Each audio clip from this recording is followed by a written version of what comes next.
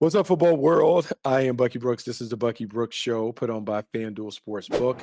And today I am excited because we're coming off a great football weekend. Week 14 of the National Football League gave us everything that we wanted to see, a bunch of meaningful games, a bunch of playoff fates that are kind of being decided as we get close to the stretch run. Um, we will talk today about the Jaguars surge to the top. We'll talk about the Houston Texans being the scariest defense in the National Football League, the Green Bay Packers on the verge of bringing back a title to title town, and then we have to talk about Shedeur Sanders and how well he's playing so well, in fact, that Kevin Stefanski named him the starting quarterback for the rest of the season for the Cleveland Browns. But let's talk about the Jaguars right off the top. The Jaguars are on fire.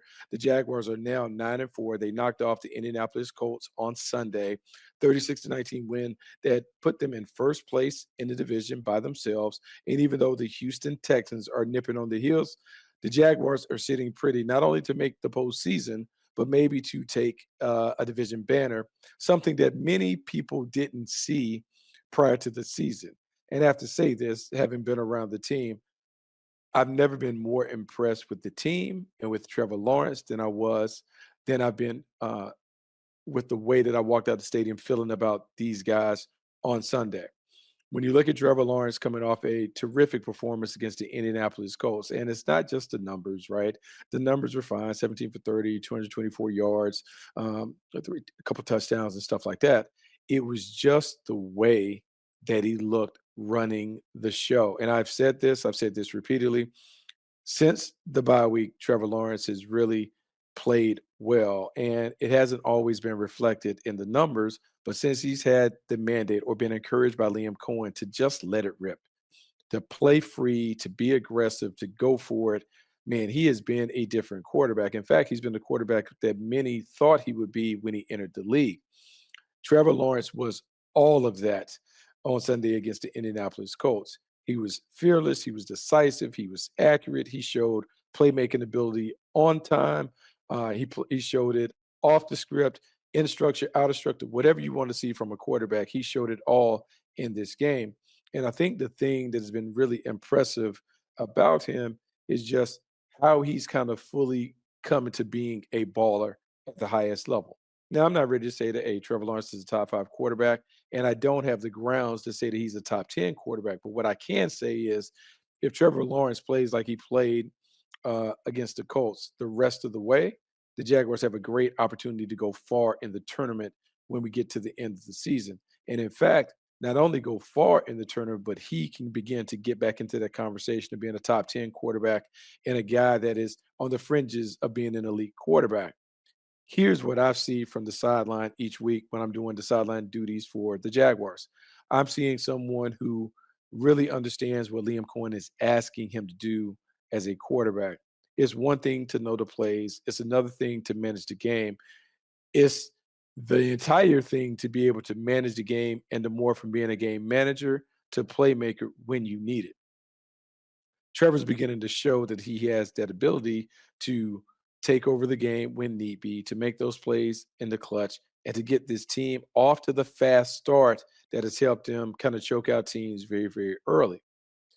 In doing so, what Trevor has done is he's utilizing all of the weapons that are available.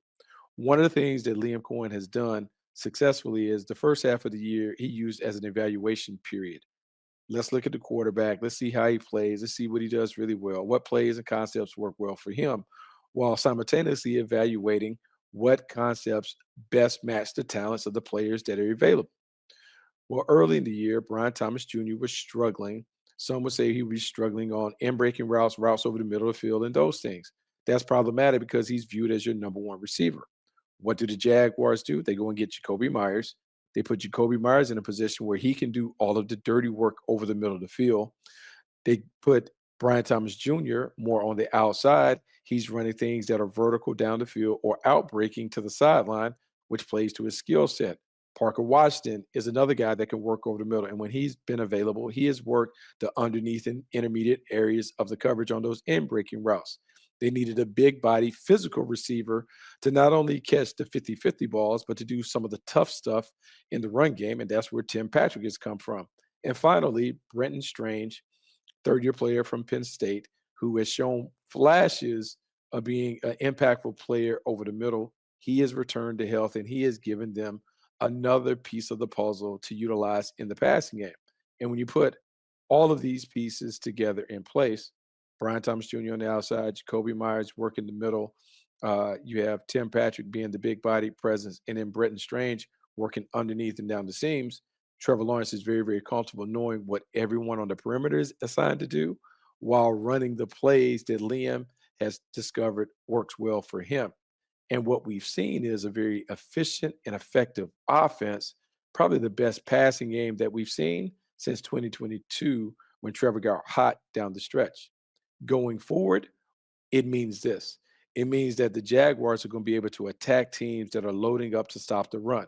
Because in a game in which Travis Etienne had 74 yards, which is great, it allows the Jags to dictate the terms. We can run it if you want us to run it. We can throw it if you daring us to throw it. But either way, we're going to be efficient and effective. I think it's really important that if you look at what the Jaguars have done since the bye week, at least 25 points in each of those games. The point average is up close to 27, 20, almost 28 points. Man, that's good enough to get you in the money when you think about how most elite offenses operate when it comes down to the postseason and where they stack in terms of being a championship team. Love all of that. The other part that you love about what we're seeing from 16 and this offense is, man, they're jumping out on people right away. Now, this is partially helped by the defense getting stops or creating takeaways early. We saw against the Colts, Devin Lloyd early interception sets up the Jaguars to take the lead. And when the Jaguars are able to play from ahead, it allows their defense to do what they do best: rush the passer, force people to throw underneath, make big plays off tips and overthrows. Those lead to interceptions and turnovers, all of those things. That's why the efficient offense has produced better play from the defense, because this defense is one that feasts on the turnovers. They want to continue to make these plays. And when they continue to make these plays, they have an opportunity to really go to the next level. Now, I'll say this, and I'm going to say this for all the Jags fans. Next week is the biggest game that the Jaguars have. And the reason why it's the biggest game is because it's the trap game that is on the schedule. Everyone in the world is going to tell the Jaguars that they should be able to beat the New York Jets, who are coming in struggling, had to play with a rookie quarterback, and those things.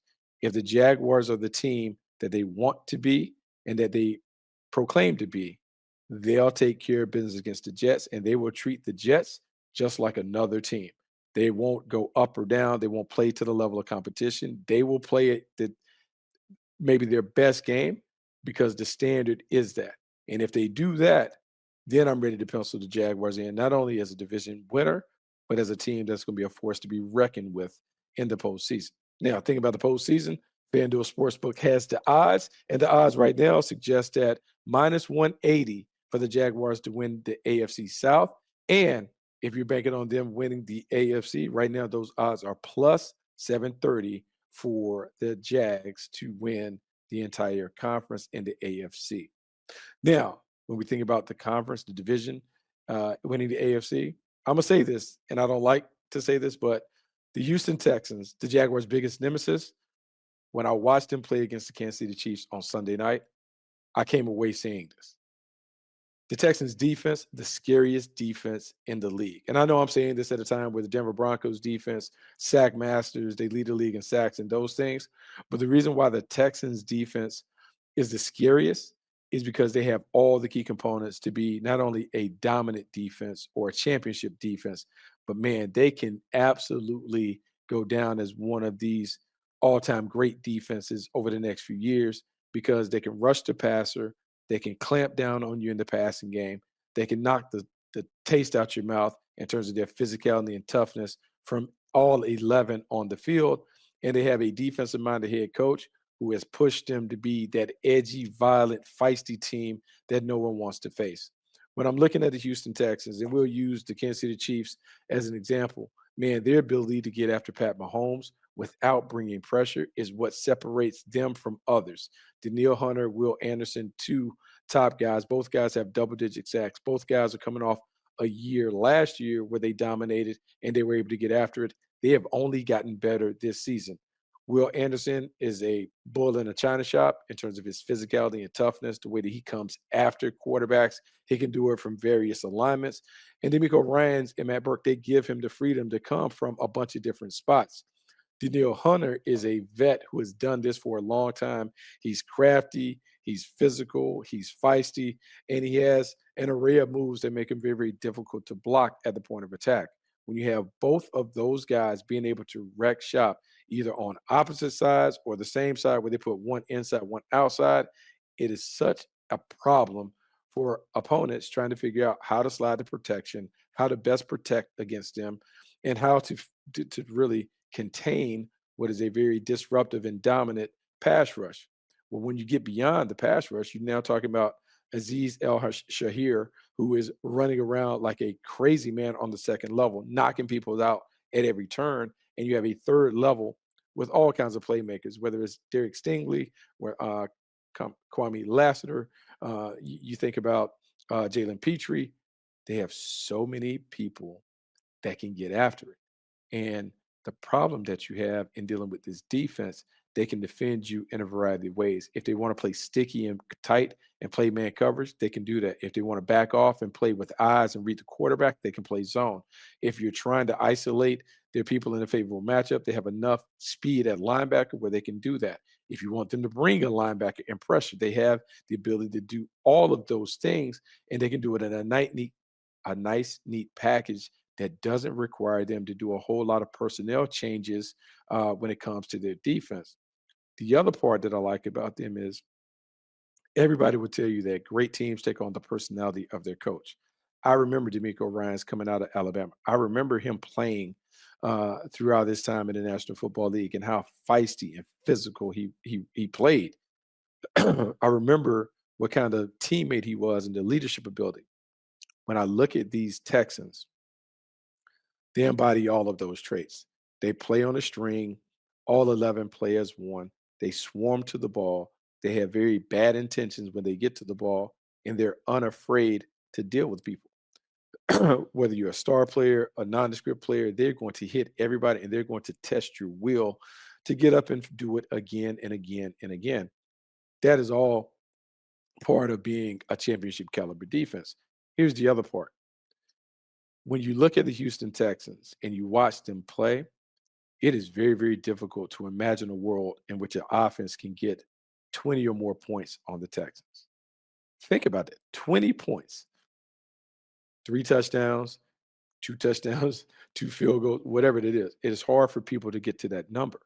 And that gives them the ability to have a quarterback in CJ Stroud who they know they could open up the offense, but they can scale it back. They can play conservative because they know that 20 is the magic number.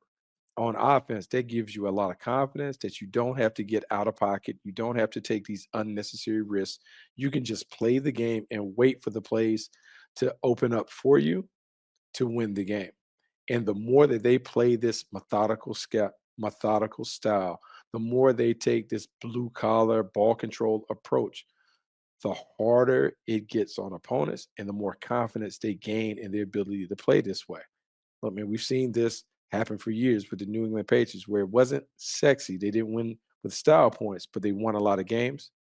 I feel like the Houston Texans have kind of adopted some of that, but they've done it because they've had a defense that is dominant from beginning to from snap to whistle, and they are a team that is to be feared, particularly on defense, the scariest defense that I've seen in the National Football League. Now let's go up to Green Bay, Wisconsin, and everyone's going to talk about their battle with the Chicago Bears and those things. It was great.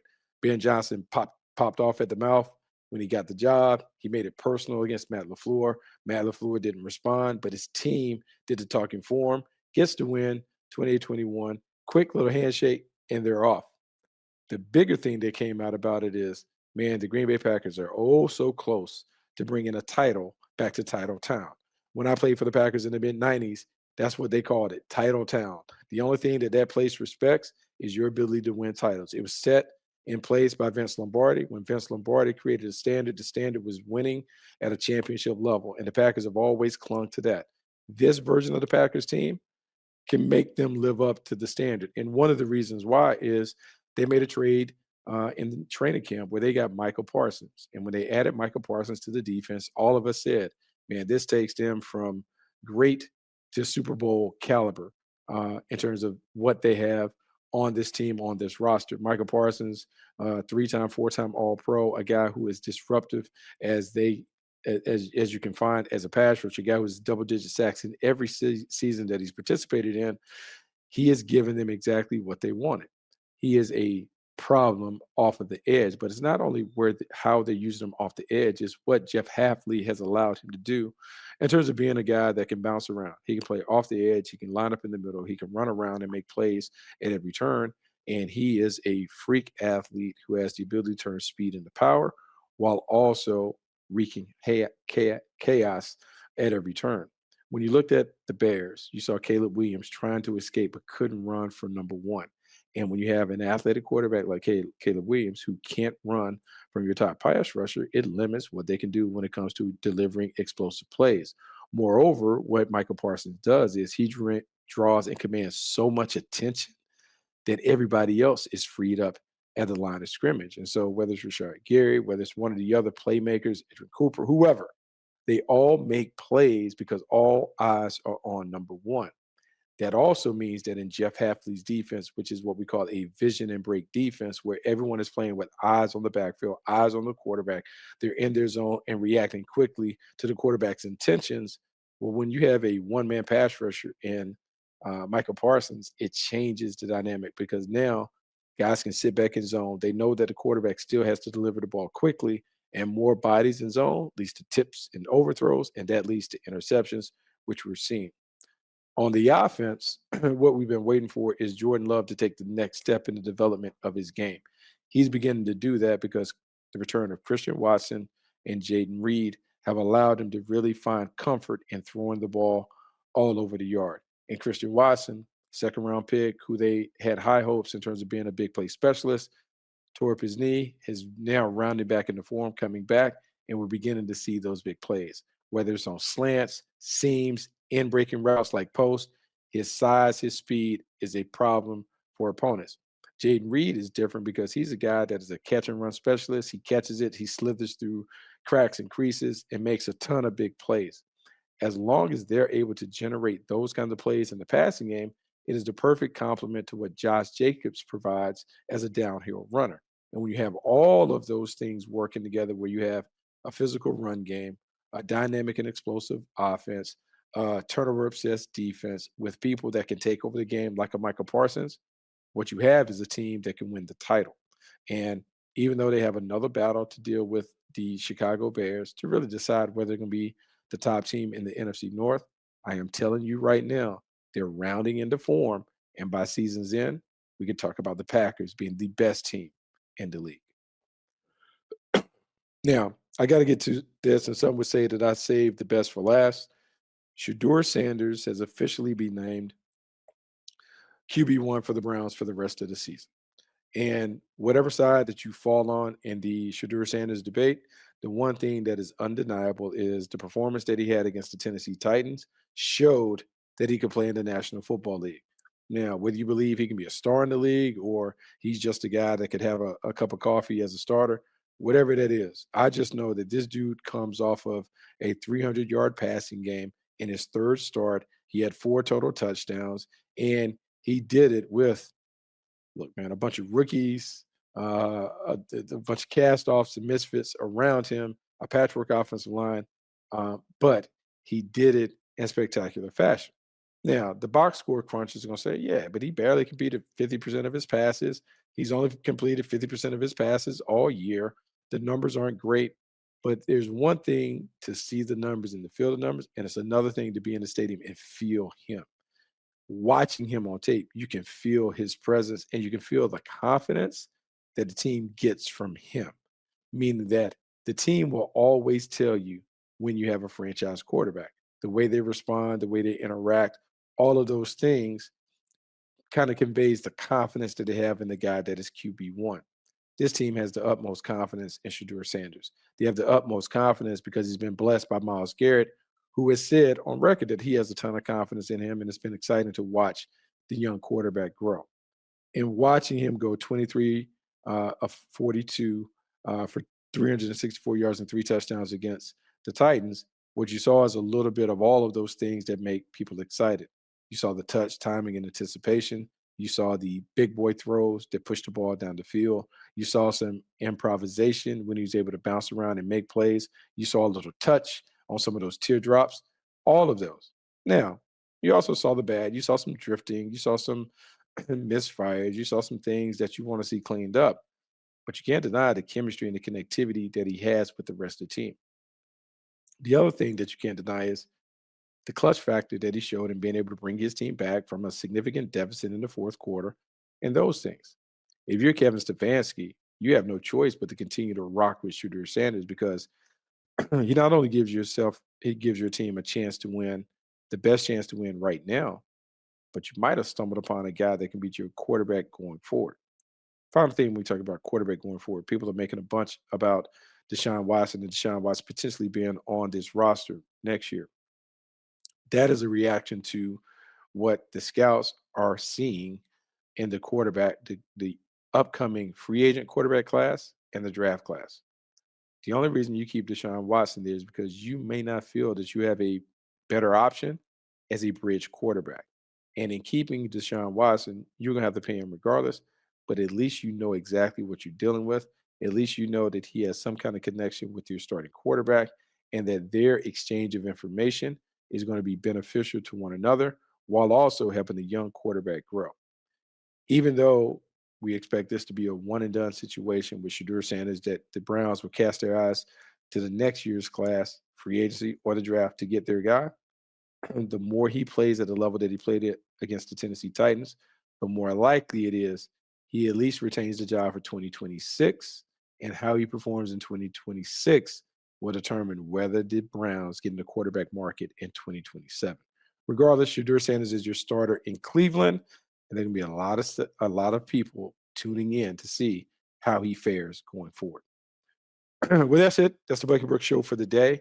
Thanks to my sponsor, FanDuel Sportsbook, for all the cool things that they're doing. Thank you for tuning in and checking out all the cool stuff that we're doing at Bleav. Make sure you rate, review, subscribe to the podcast. As we continue to get closer to the draft, we'll flip it over and we'll start talking about 2026 and all the prospects that can help your favorite team. Until next time, I'm Bucky Brooks, and I'm out.